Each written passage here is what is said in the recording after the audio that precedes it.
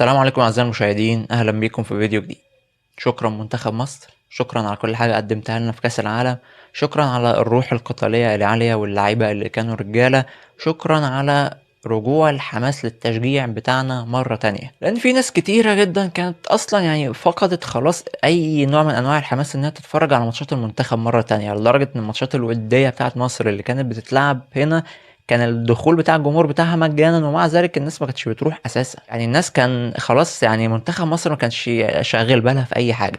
لكن شكرا لحسام حسن واللعيبه بتاعته اللي قدروا ان هم يرجعوا لنا روح التشجيع بتاعتنا مره تانية، قدروا يرجعوا لنا حب المنتخب مره تانية ويخلونا عايزين نشوف المنتخب ده على طول. مش حابب الصراحه ان انا اخوض في تفاصيل الماتش ياما، عشان تفاصيل الماتش حقيقي مزعجه.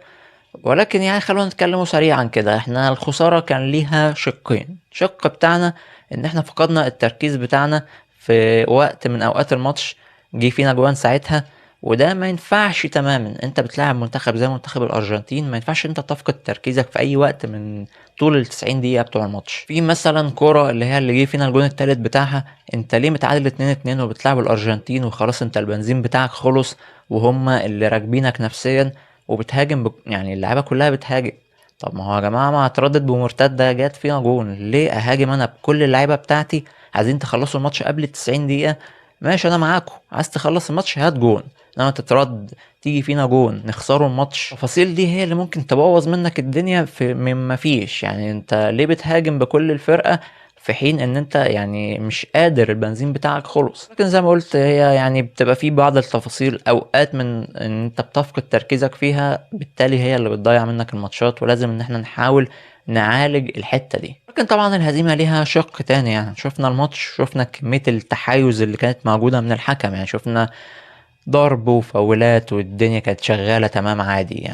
الأرجنتين من أقذر الفرق اللي بتلعب كرة، وبتقدر إن هي تقلب الماتش شوارع ويرتكبوا أخطاء وعادي. بيعدوا، الحكم بيقولك انهض والعب كالرجال. ايه ضربك، ما تقوم تضربه انت كمان، بس هحسب عليك فاول ساعتها. وانا حقيقة انا مش عايز اتكلم في التفاصيل دي والله، بس احنا اتظلمنا يا جماعة. في اخطاء مننا تسببت ان احنا يجي فينا جوان، ولكن انا اتظلمت. اتلغالي جون اللي هما قعدوا يفحكشوا في الهجمه كده، اللي هو دور دور كده ممكن تلاقي اي حاجه نلغي فيها الجون، ولقوا قاموا لاغيينه.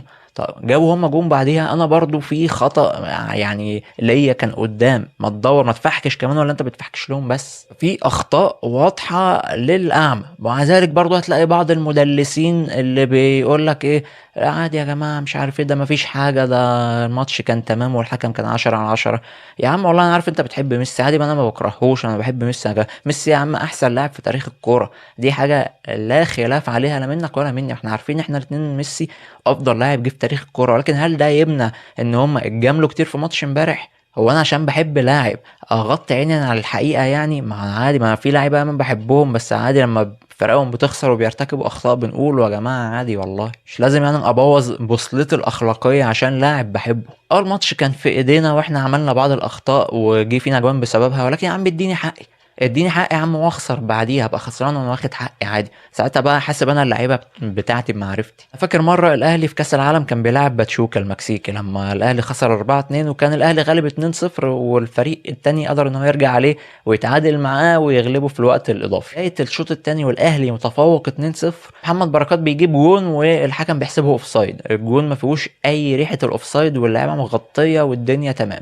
كنا ممكن نبقوا 3-0 والامور كانت طبعا هتبقى صعبه على باتشوكا، ولكن الجون اتلغى، قدروا ان هم يتعادلوا معانا، وصلنا وقت اضافي وخسرنا فيه. انا خسرت طبعا عشان اللعيبه بتاعتي ما بقتش واقفه على رجليها، ولكن يا عم اديني حقي. تلغي الجون ليه؟ اديني يا عم حقي وابقى اخسر بعديها عادي. نفس الموضوع ده موجود امبارح، اديني حقي يا عم وابقى اخسر، هم يبقوا يغلبوني، هم جامدين برضو عادي، معاهم ميسي هيعرف يصنع ويجيب جون ويعمل كل حاجه، بس اديني حقي. انا فين حقي؟ انت ليه تضغطني طول الماتش؟ احنا اتظلمنا. هتلاقي بعض الناس المدلسين اللي تقول لك لا مفيش ظلم ولا حاجه، ما تتكلمش معاهم. هم يا عم اللي انت شايف ان الماتش امبارح كان ماشي 10/10، خلاص ساعة هتضيع وقت تتكلم معاه في ايه؟ هو خلاص هو مش شايف اي حاجه من اللي حصلت امبارح، خلاص يا عم ماشي اللي انت شايفه خلاص، مش هنمسكه في بعض بسبب ماتش كوره يا عم، خلاص ماشي اللي انت شايفه.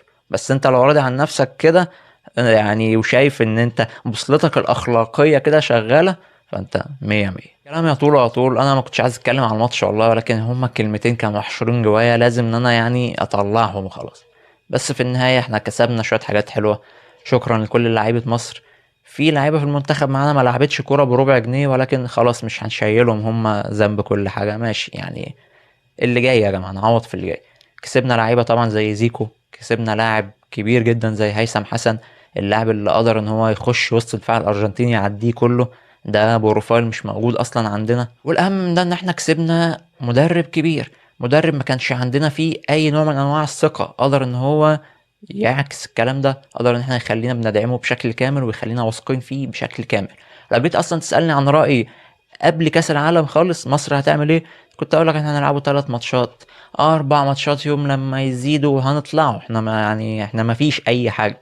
ولكن لعبنا كورة من بداية أول ماتش، شفنا شكل مختلف خالص للمنتخب، وشفنا يعني إن إحنا عندنا قدرات هجومية حلوة، وعندنا روح قتالية عالية جدا. يعني ممكن إحنا فنان مش أفضل حاجة، ولكن إحنا اللعبة بتاعتنا كلها كانت رجالة الحمد لله. وبس كده أعزائي المشاهدين، يعني دول كانوا كلمتين كده سريعا عن الماتش. أنا مش عارف الحقيقة هكمل في المحتوى الكروي تاني ولا هرجع بقى للأفلام والمسلسلات، يعني مش عارف لسه الصراحة، ما قررتش. ولكن إن شاء الله أشوفكم تاني في فيديوهات جاية كتير، سواء هنا أو على قناة تذكرة سينما.